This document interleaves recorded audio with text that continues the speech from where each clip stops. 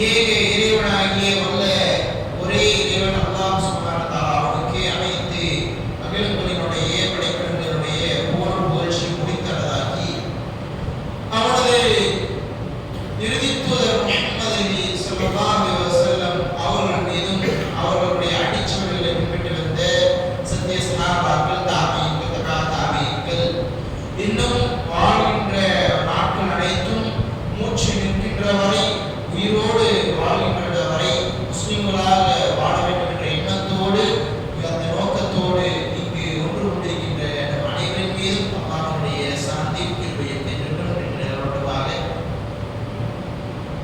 அன்பிற்குரிய சகோதரர்களே ஓசிக்கும் இய்யாயின் அவ்வளவு பித்தக்குவா உங்களுக்கும் எனக்குமாக முதலாவதாக படைத்து இறைவனை பயந்து அஞ்சி நடக்கும்படி வசியத் செய்தவனாக இந்த ஜும்ஆவுடைய குதுபாவை ஆரம்பம் செய்கிறேன்.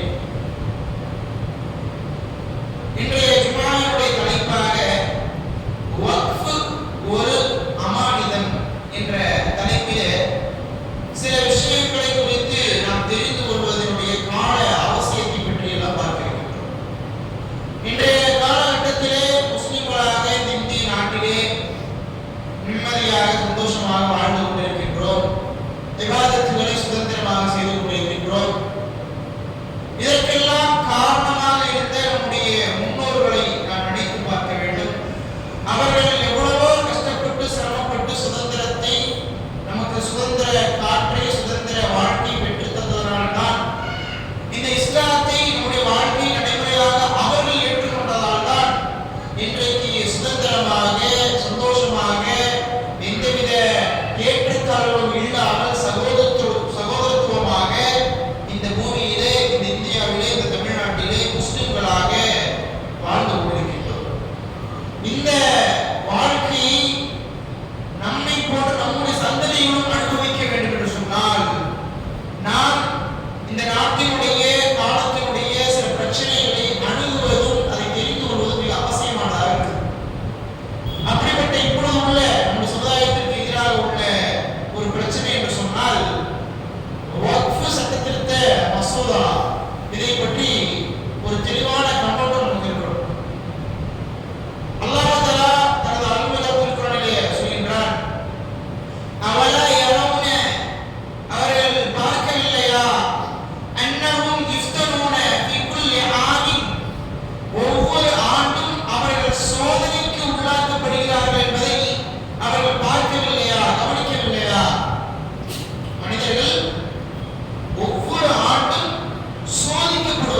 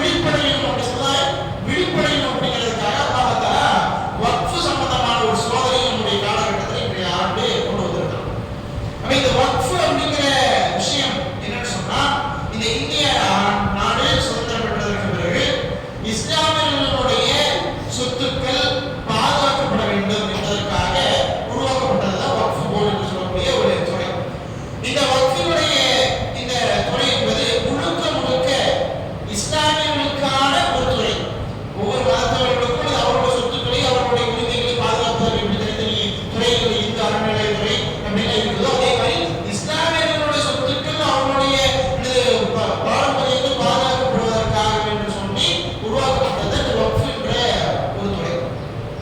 ஆனா இந்த துறைக்கு கிட்டத்தட்ட இந்த இந்திய நாட்டினுடைய சொத்துக்களில் மூன்றாவது மிகப்பெரிய ஒரு சொத்துடைய ஒரு துறை நிறுவனம் சொன்னா இந்த வக்ஃப்.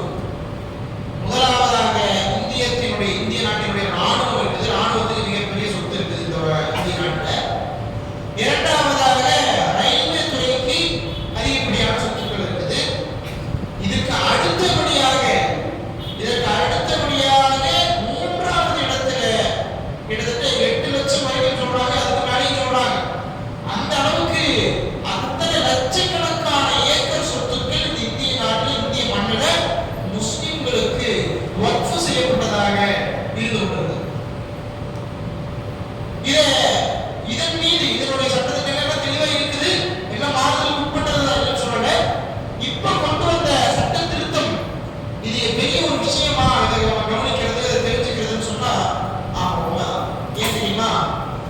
நம்முடைய இந்த இந்திய நாட்டில் மூணாவது மிகப்பெரிய சொத்துடைய நிறுவனம் வக்ஃப். இந்த துறை இந்த சட்டத்தின் காரணமாக பாதி சொத்து அளவுக்கு இழப்பதற்கு காரணமாக அமைந்தது. வந்திருக்க சட்டத்திற்கும் வக்ஃபினுடைய பாதி சொத்தை திருடுவதற்கு ஒரு வாய்ப்பாக இது அமைச்சு கொடுத்தோம். அந்த அளவுக்கு கிட்டத்தட்ட 4 லட்சம் ஏக்கருக்கு மேல என்னது வக்ஃபினுடைய சொத்தை, முஸ்லிம்களுடைய சொத்தை, இஸ்லாத்தினுடைய சொத்தை அபகரிப்பது, அதை கொள்ளையடிப்பதற்கு முயற்சி நடந்துட்டு இருக்குது. அதுதான் அவருடைய முதல் ஒரு முயற்சியே இருக்குது இந்த சட்டத்திருத்தம். அவ்வளவுதான். இதற்கு முன்னாலேயே இந்த இந்திய நாட்டினுடைய மத்திய அரசாங்கமாக இருக்கக்கூடிய பாரதிய ஜனதா கட்சி என்ன செஞ்சிருக்காங்க? இஸ்லாத்திற்கு எதிர்ப்பாக எவ்வளவு காரியங்கள் செஞ்சிருக்காங்க. அது மட்டும் இல்லாம இந்த இந்திய நாட்டினுடைய வளர்ச்சிகள்ல ஏதாவது செஞ்சிருக்காங்கன்னு கேட்டா ஒண்ணுமே கிடையாது. இது வரைக்கும் அவங்க செஞ்சதுன்னு சொன்னா இந்தியாவை வித்திருக்காங்க. கிட்டத்தட்ட 5.5 லட்சம் கோடி அளவுக்கு இந்திய நாட்டினுடைய பொது சொத்துக்கள் வித்திருக்கிறாங்க. இந்திய நாட்டினுடைய அரசாங்கத்தினுடைய பொது சொத்துக்களை 5.5 லட்சம் கோடிக்கு மேல வித்திருக்கிறாங்க. இப்ப சொல்றாங்க அடுத்த தேர்தலுடைய அறிக்கையில இன்னும் நாங்க பிளான் போட்டு வச்சிருக்கிறோம், இந்தியாவில இன்னும் 2 லட்சம் கோடிக்கு விற்கிறதுக்கு நாங்க பிளான் போட்டு வச்சிருக்கோம். அப்படி எல்லாத்தையும் வித்துட்டோம். இந்தியாவுடைய அரசாங்கத்தினுடைய சொத்துக்களை எல்லாம் வித்துட்டு அடுத்து விற்கிறதுக்கு இடம் இல்லை. எங்க யோசிக்கிறான்? முஸ்லீம்கள்ட்ட மிகப்பெரிய சொத்து இருக்குது. ஆனா அதை என்ன பண்ணணும்? அதை விற்கணும். அப்ப என்ன வழி? அது அவங்கள்ட்ட இருந்து அவங்களோட பொறுப்புகள்ல இருந்து முதல்ல வாங்கணும். அதுக்கு உண்டான எல்லா விதமான ஏற்பாடுகளையும் என்ன செய்து இந்த சட்டம் கொண்டு வருது அப்படிங்கிறத நம்ம பார்க்கணும். ஆனா இந்த சட்டத்தில் பலவிதமான மாற்றங்கள் இதுக்கு முன்னாடி இருந்த சட்டத்திட்டங்கள்ல பலவிதமான மாற்றங்களை செய்யறோம். சொல்ல போனா வக்ஃப் யார் செய்யலாம், யார் செய்யக்கூடாது, வக்ஃப்னு சொல்லி எப்படி முடிவு செய்யறது, வக்ஃபினுடைய இடம்னு சொல்லி எப்படி முடிவு செய்யலாம்.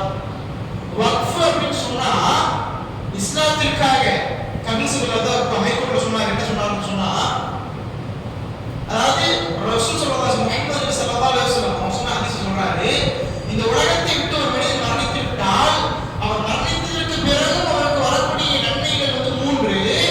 அதுல ஒன்று பயனுள்ள கல்வி, அவனுடைய பிள்ளைகளுக்கு அவர்களுக்கு பயனுள்ள கல்விகளை அவங்க மக்களுக்கு கொடுத்திருந்தா பயனளிக்கும். இரண்டாவது சதகத்துல் ஜாரியா, என்னது மரணித்ததற்கு பிறகும் அவர் இந்த சமுதாயத்திற்காக, இந்த மக்களுக்காக, இந்த மாற்றத்திற்காக விட்டுட்டு போன சொத்துக்கள். அது மூன்றாவதாக துஆ செய்யக்கூடிய பிள்ளை, சாலியான பிள்ளை. இது 3 விஷயத்தையுமே அந்த ஹைகோர்ட்டினுடைய அந்த தீர்ப்பு நேரத்திலே சொல்றார். அப்ப அப்படிப்பட்ட ரசூல் ஸல்லல்லாஹு அலைஹி வஸல்லம் வார்த்தைக்கு கட்டுப்பட்ட முஸ்லிம்கள் தன்னுடைய மரணத்திற்கு பிறகு நன்மை வர வேண்டும், என்னுடைய சமுதாயத்துக்கு பயனளிக்கணும் அப்படின்னு சொல்லி தங்களுடைய சொத்துக்கள் கஷ்டப்பட்டு தங்களுடைய மூதாதையர்களாகவோ அல்லது தாங்களாகவோ கஷ்டப்பட்டு சேர்த்து வைத்த சொத்துக்களை மதரசாக்களாக, பள்ளிக்கூடங்களாக, கல்லூரிகளாக, பள்ளிவாசல்களாக கட்டி கொடுத்து விட்டு சென்ற அந்த சொத்துக்களை என்ன செய்யறாங்க? அதை அபகரிக்க வேண்டும் அப்படிங்கிறதுக்காக பல சட்டத்திட்டங்கள். அதுல இந்த சட்டத்திட்டத்தில் உள்ள ஒரு விஷயம் என்னன்னு சொன்னா, 6 மாசத்துக்குள்ள எல்லா வக்ஃபினுடைய சொத்துக்களையும் பதிவு செய்யணும். ஆன்லைன் செய்யணும் அப்படின்னு சொல்றாங்க. இதுல என்ன சிக்கல்னு சொன்னா, இப்ப ஆங்கிலேயர் காலத்துலதான் பதிவுங்கிறது வந்துச்சு.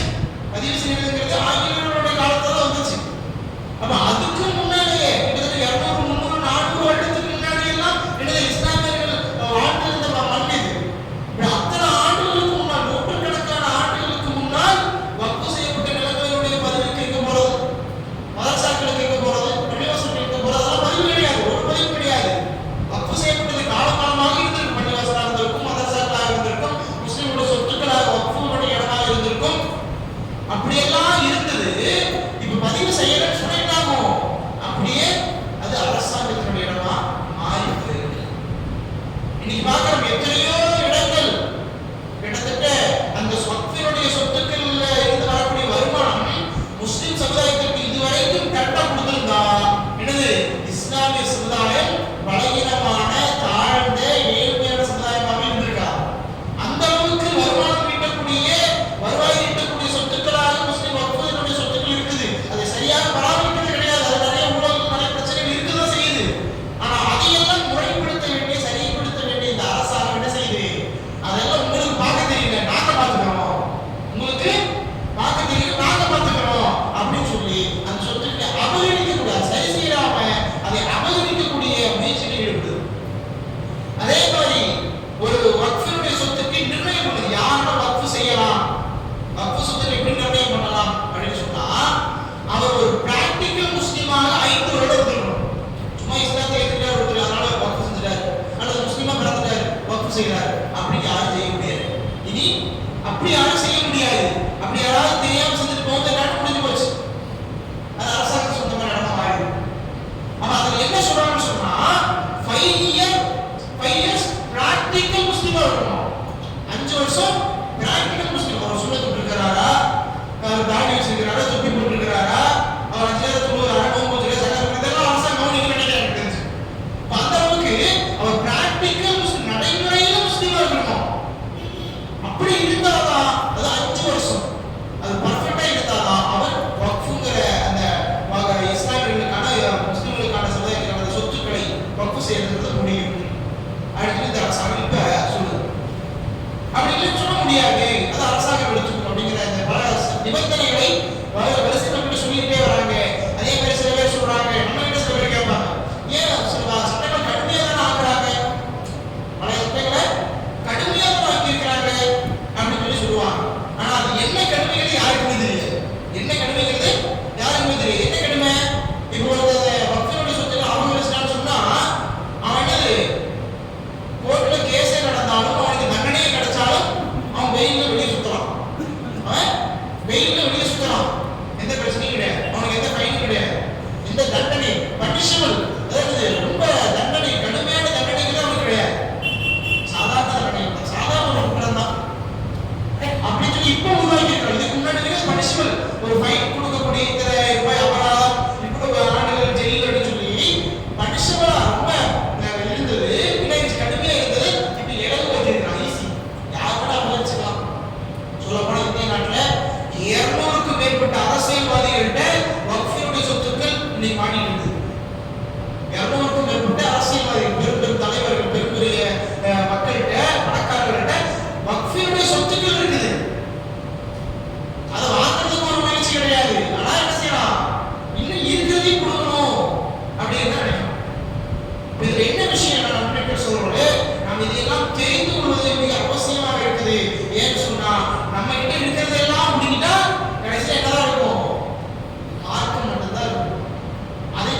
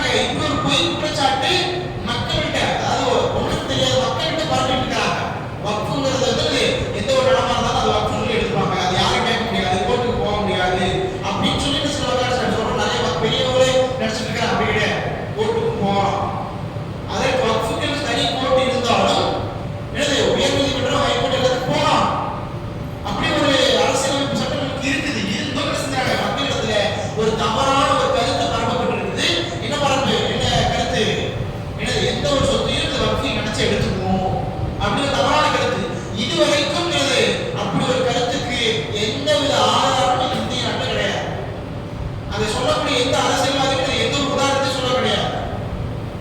அந்த அளவுக்கு ஒரு தவறான கருத்துக்கள் பரப்பப்பட்டு இருக்குது. வக்ஃப்னு சொன்னா, ஒருத்தர் வக்ஃப் செய்யறாருன்னு சொன்னா அது தன்னுடைய சொந்த பொருளாக இருக்கணும். அது தன்னுடைய சொந்த காசுல, சொந்த செலவுல, சொந்தமாக இருக்கக்கூடிய ஒரு பொருளை தான், ஒரு நிலத்தை தான், ஒரு இடத்தை தான் என்ன செய்ய முடியும்? அவர் இஸ்லாத்திற்கு சொல்லி, முஸ்லிம்களுக்கு சொல்லி வக்ஃப் செய்ய முடியும். அடுத்த இடத்தை செய்ய முடியாது, அரசாங்க இடத்தை செய்ய முடியாது. அவன் சொந்தமாக இருந்தது ஒன்று பரம்பரை வாரியாக இருக்கக்கூடிய சொத்தா இருக்கலாம், அல்லது சொந்தமாக அவன் சேர்த்து வாங்கிய சொத்தா இருக்கலாம். அதை மட்டும்தான் என்ன செய்ய முடியும்? சொத்த வக்ஃபாக செய்ய முடியுமே தவிர ஊரா மட்டும் சொத்தெல்லாம் என்ன செய்ய முடியாது, வக்ஃப் செய்ய முடியாது. இது எல்லா நாடுகளிலுமே இருக்கக்கூடிய ஒரு விஷயம் தான் வக்ஃப்ங்கிறது. அது எந்த ஒரு இஸ்லாமிய நாடுகளும் இல்லை அப்படின்னு சொல்லக்கூடிய எல்லா நாடுகளிலுமே இது இருக்குது. அது எல்லா நாடுகளிலும் சொல்லக்கூடிய இஸ்லாமிய நாடுகள்ல வஸீரத்துல் அவுகாஃப் அப்படின்னு சொல்லிடுது.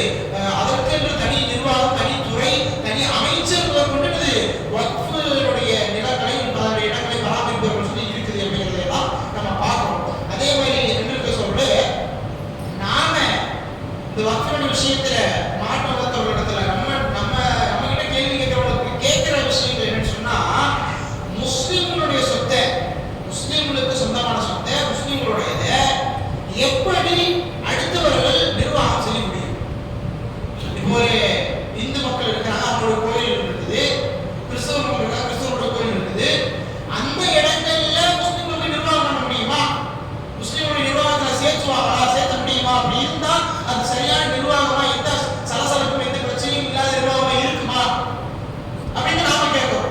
வக்ஃப்ங்கிறது என்னது? முஸ்லிம்களுக்கானது, முழுக்க முஸ்லிம்களுக்காக, இஸ்லாத்திற்காக கொடுக்கப்பட்டது, ஒதுக்கப்பட்டது, அதற்கான துறை. அப்படி இருக்கும்போது இதுவரைக்கும் கரெக்டா இருந்துச்சு அரசியலமைப்பு சட்டம், அது சரியாக இருந்துச்சு, அதுல எந்த தவறும் கிடையாது. என்னது? கரெக்டா முஸ்லிம்களுக்கான, முஸ்லிம் தான் இருப்பாங்க, முஸ்லிம் நீதிபதி தான் இருப்பாங்க, எல்லாம் கரெக்ட். ஆனா இவங்க என்ன செய்யறாங்க? முஸ்லிம்களை விட என்னது, அதுல உறுப்பினர்களாக இருக்கக்கூடியவங்க நான் முஸ்லிம்ஸையும் கொண்டு வரா, மாற்றுக்கொண்டு கொண்டு வரா. அது தீர்ப்பளிக்கக்கூடியவங்களா முஸ்லிமான நீதிபதி இருக்கக்கூடாது, மாற்று மதத்திற்கு நீதிபதி தான் இருக்கணும்னு கொண்டு வரா. என்ன நடக்கும்?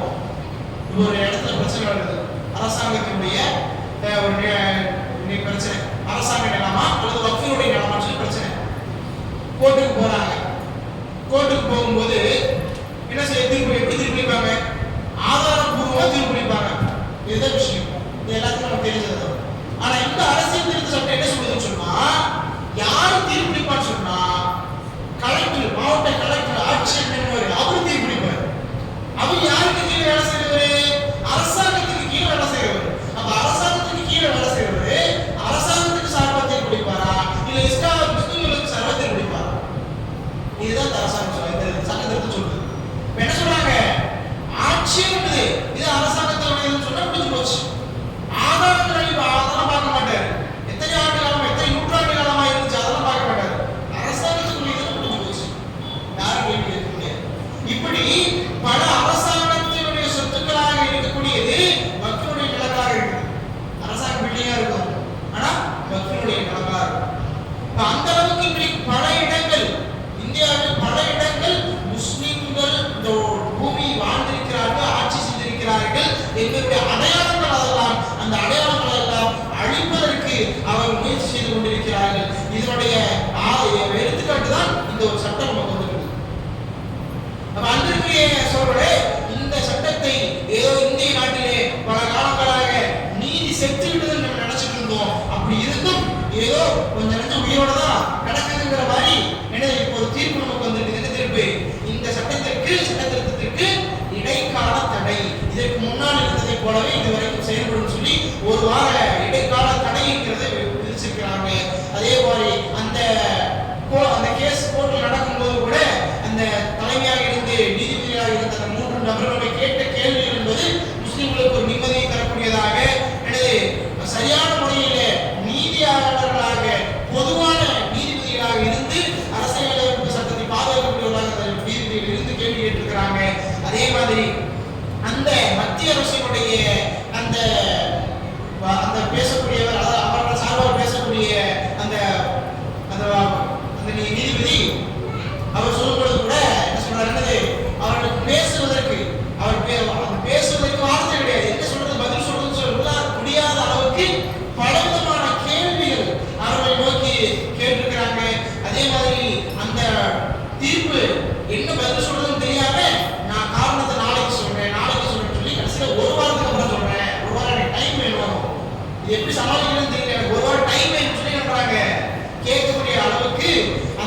சரியான பதில் இல்லாம போயிருக்குது.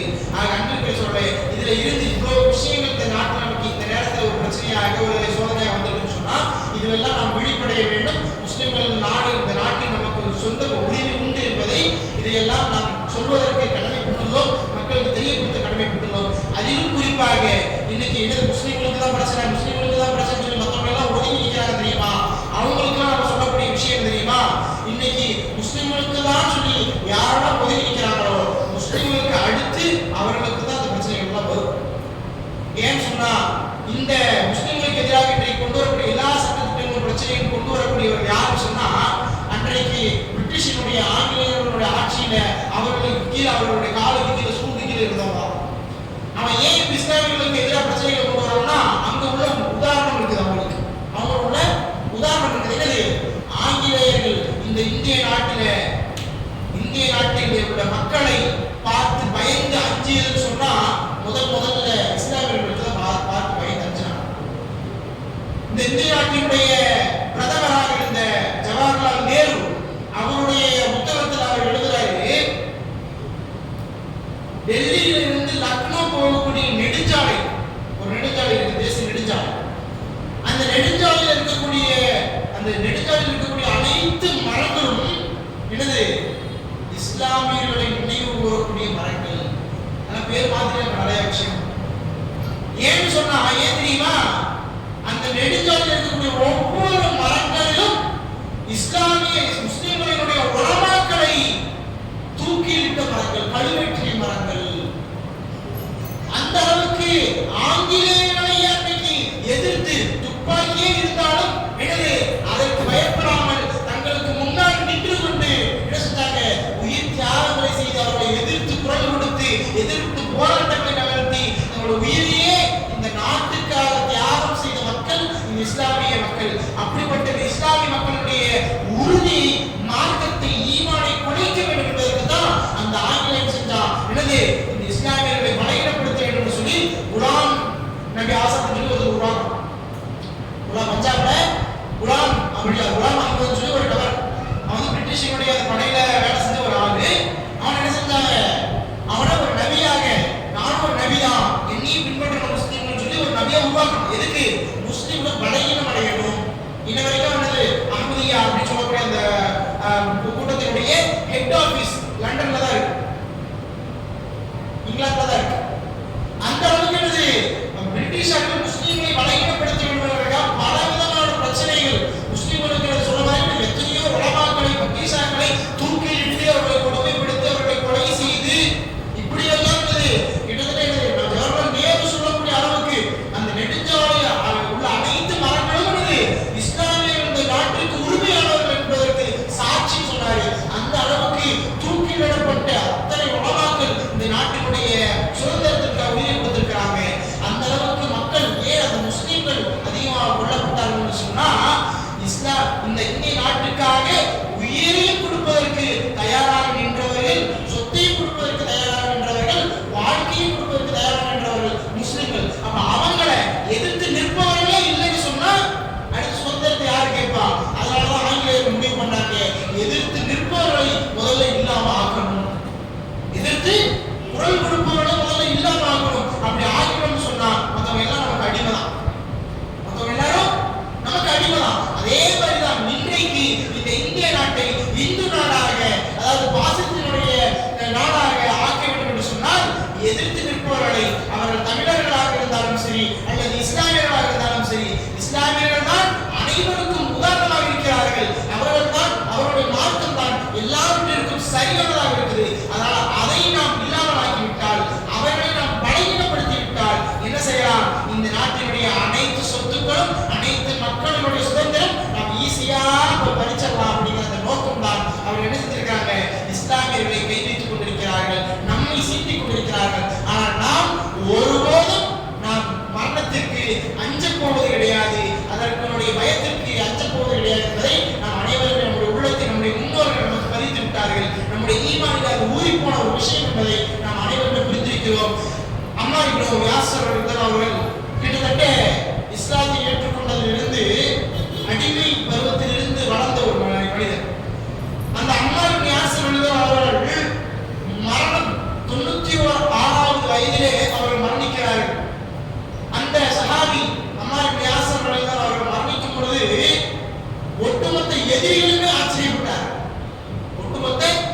எதிரிலும் நான் செய்கிறேன். 96 வயது அவர்களுக்கு. அந்த 96 வயதிலுமே போரிலே கலந்து கொள்கிறார். இதுக்கு போரிலே கலந்து கொள்கிறார். நம்ம என்னது ஒரு போராட்டத்தில் வெளியில போய் நிக்கணும்னு யோசிப்போம். நம்மளாம் ஒரு போராட்டம் இஸ்லாத்திற்காக, இஸ்லாமியர்களுக்காக, முஸ்லிம்களுக்காக ஒரு போராட்டத்துக்கு நிக்கிறது நம்ம யோசிக்கிறோம். ஆனா என்னது 96 வயதுல ஷஹீத் அடைய வேண்டும். ஷஹீத் என்னது அல்லாஹ்வுடைய பாதையில மரணம் அடையணும். இதுதான் காரணம், வேற ஒண்ணும் கிடையாது. அப்ப அந்த ஒரு நோக்கத்துக்காக என்ன செய்றாங்க? 96 வயதுங்கிறது கூட பார்க்காம அவங்க என்ன செய்றாங்க? போர்ல போய் கலந்துக்கிறாங்க. நினைச்சு பாருங்க, இஸ்லாமியர்களோடு தன்னுடைய சொத்துக்காக, தன்னுடைய குடும்பத்தை பாதுகாப்பதற்காக, தன்னுடைய குழந்தைகளை பாதுகாப்பதற்காக, தன்னுடைய மனைவி மக்களை பாதுகாப்பதற்காக யாவர் ஒருவர் தன்னுடைய உயிரை விடுகிறாரோ அவர் ஷஹீதோட அந்தஸ்தை பெறுவார் என்று சொல்லலாம். அப்ப இதுவெல்லாம் நம்முடைய சொத்துக்கு, வக்ஃப் என்பது நம்முடைய சொத்து, இஸ்லாமியர்களுடைய சொத்து, இது பாதுகாக்கப்பட வேண்டும். இதெல்லாம் அமானிதம். நம்முடைய சொத்தை கொண்டு போய் சேர்க்க வேண்டும். அப்படி சேர்க்கணும்னு சொன்னா அல்லாஹ்விடத்தில் இதற்கெல்லாம் நாம் கேள்வி வைக்கப்படுவோம்.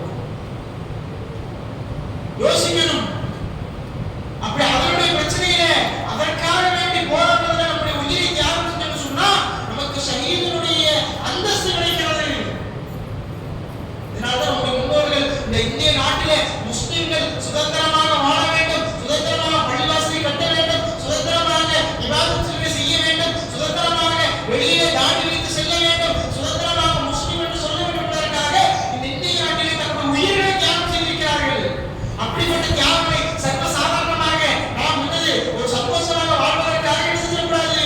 அந்த போராட்டங்களை கலந்துக்காமல் இருக்கக்கூடாது சொல்றேன். நாம் அதிகமாக அந்த சஹாபாக்களை போல, நம்முடைய முன்னோர்களை போல உறுதியாக நின்று எதிர்ப்பு குரல்களை பதிவு செய்து நம்முடைய எதிர்ப்பை தெரிவித்து நாம் எப்படி நம்முடைய முன்னோர்கள் எல்லா சமுதாயங்களுக்கும், எல்லா மக்களுக்கும் முன்னுதாரணமாக நின்றார்களோ, முன்னின்று தன்னுடைய உயிர்களை கொடுத்தார்களோ, ஷஹீதானார்களோ, அதே போல நாமும் எல்லா விஷயங்களிலும் முன்னிற்க வேண்டும், முன்னின்று உதாரணமாக இருக்க வேண்டும். சஹாபாக்கள் எப்படி நம்முடைய வயதான பருவத்திலுமே அபூ தர்தா ரலியல்லாஹு அவர்கள் சிரியாவுடைய நாட்டில் இருக்கிறார்கள். கடல் கடந்து போய் போர் செய்யக்கூடிய ஒரு போர். அந்த போருக்கு ஆட்களை எடுத்துக் கொண்டிருக்கிறார்கள். அப்போ எடுக்கும் பொழுது அபூ தர்தா அவர்கள் நானும் போருக்கு வருகிறேன். கடல் கடந்து போகக்கூடிய ஒரு போர். கடல் கடந்து போய் கரையில் இறங்கும் போதே போர் தொடங்கலாம், அல்லது கடல்லேயே போர் தொடங்கலாம். எப்படி வேணும் நிலைமை இருக்கும். அதாவது எப்படி நீங்க போறீங்க, வாப்பா நாங்க போறோம். பிள்ளைங்க சொல்றாங்க, இது பிள்ளைங்க சொல்றாங்க, வாப்பா நாங்க போறோம், நீ வயசாயிடுச்சு, ரொம்ப வயது, ரொம்ப 130 ஆயிடுச்சு, நீங்க போறீங்க, நாங்க போறோம் அப்படிங்கிறாங்க. அப்படி இருந்தோடு அப்படி கிடையாது. எனக்கு ஷஹீதுடைய அந்தஸ்து எனக்கு கிடைக்க வேண்டும்ங்கிறதுக்காக எவ்வளவு வயதானாலும் கடல் கடந்து போய் அந்த போரில் அவர்கள் ஷஹீதாகிறார்கள். அதே போல அம்மார் இப்னு யாசிர் அவர்கள் 96 வயதானாலும் ஷஹீதை அடைய வேண்டும் என்ற அந்த நோக்கத்திற்காக போரில் கலந்து கொள்கிறார்கள். எதிரியுடைய படையினுடைய அந்த தளபதி பார்க்கிறார், அவரை கொன்றால்தான் இந்த போரில் நாம் ஜெயிக்க முடியும். அம்மார் இப்னு யாசிர் அவர்களை தோற்கடித்தால்தான் இந்த போரில் ஜெயிக்க முடியும். அதனால் அவரை கொல்வதற்கு, அவரை எதிர்த்து போரில் செய்வதற்கு ஒரு படையை அனுப்புங்க. அவருக்காக ஒரு படையை அனுப்பப்பட்டது. அந்த அளவுக்கு இன்றைக்கு இந்த இஸ்லாமியர்களை ஒழித்தால்தான் இந்த இந்திய நாட்டை கைப்பற்ற முடியும் என்பதை அந்த பாசிசவாதிகள் இந்தியாவினுடைய ஒற்றுமைக்கு எதிரானவர்கள் இன்றைக்கு தெரிந்து வைத்திருக்கிறார்கள். அதனால் எந்த ஒரு நேரத்திலும் நாம் அவர்களுக்கு வாய்ப்பளித்து விடக்கூடாது என்று நாம் ஈமானோடு இந்த இந்திய நாட்டிலே முஸ்லிம்களாக நாமும் நம்முடைய சந்ததிகளும் சுதந்திரமாக இபாதத்துகளை செய்து பள்ளிவாசல்களில் கட்டி எழுப்பி அதை பாதுகாத்தவர்களாக, நிர்வகித்தவர்களாக நாம் இருக்க வேண்டும். அதன் மூலமாக இந்தியாவினுடைய உரிமை நமக்கு உண்டு என்பதை இந்த நேரத்தில் தெரிவித்துக் கொண்டு நம்முடைய வாழ்க்கையில் அதிகமாக அல்லாஹ்விடத்திலே இதற்காக முறையிட வேண்டும், அதற்காக நம்முடைய வாழ்க்கையை போராட வேண்டும் என்பதை தெரிவித்துக் கொண்டு இந்த உரையை கொடுத்துள்ளேன். நம்முடைய மிகாத அவசரம் வழக்கம் நல்லா மேம்படுத்தாது சான்று.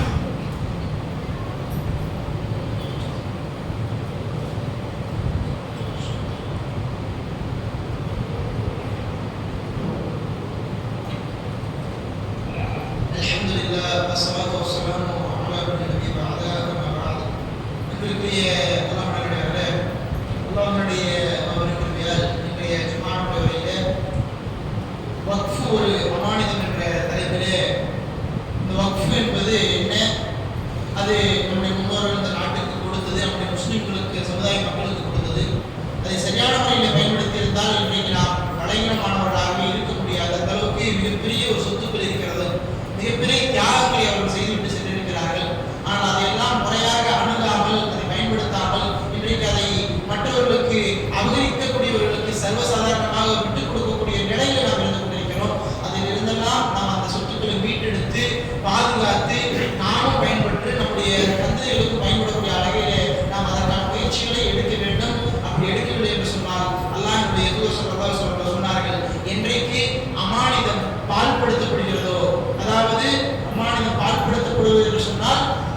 தகுதியற்றவர்களிடத்தில் அமானிதம் ஒப்படைக்கப்படுகிறதோ அப்பொழுது மறுமையை நீங்கள் நீங்கள் கண்டுகொள்வீர்கள், எதிர்பார்த்துக் கொள்வீர்கள் என்று சொன்னார்கள். அதனால் மறுமையினுடைய நிகழ்வுக்கு அடையாளமாக நாம் ஆகிவிடக்கூடாது. அல்லாஹ் நம்மை பாதுகாப்பானாக.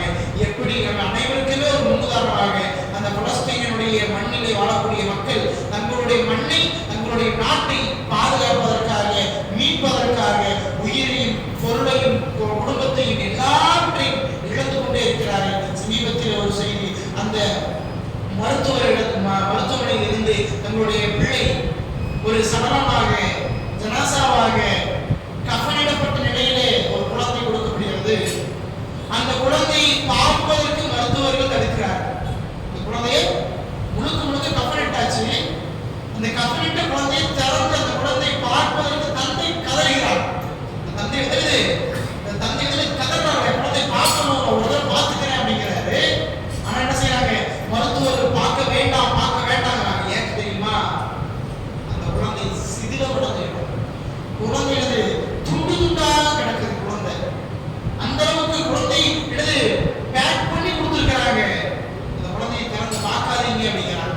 அந்த அளவுக்கு பார்க்க கூட முடியாத அளவுக்கு பெற்றோர்கள் அந்த இடத்திலே, அந்த நாட்டிலே குழந்தைகளை வைத்திருக்கிறார்கள். அல்லாஹ் பாதுகாக்க வேண்டும். அப்படிப்பட்ட மிகப்பெரிய ஒரு தியாகங்கள், அந்த தியாகங்களை எல்லாம் நாம் செய்வதற்கு நமக்கு அல்லாஹ் அப்படிப்பட்ட ஒரு பணத்தை ஒரு உள்ளத்தில் கொடுக்க வேண்டும்.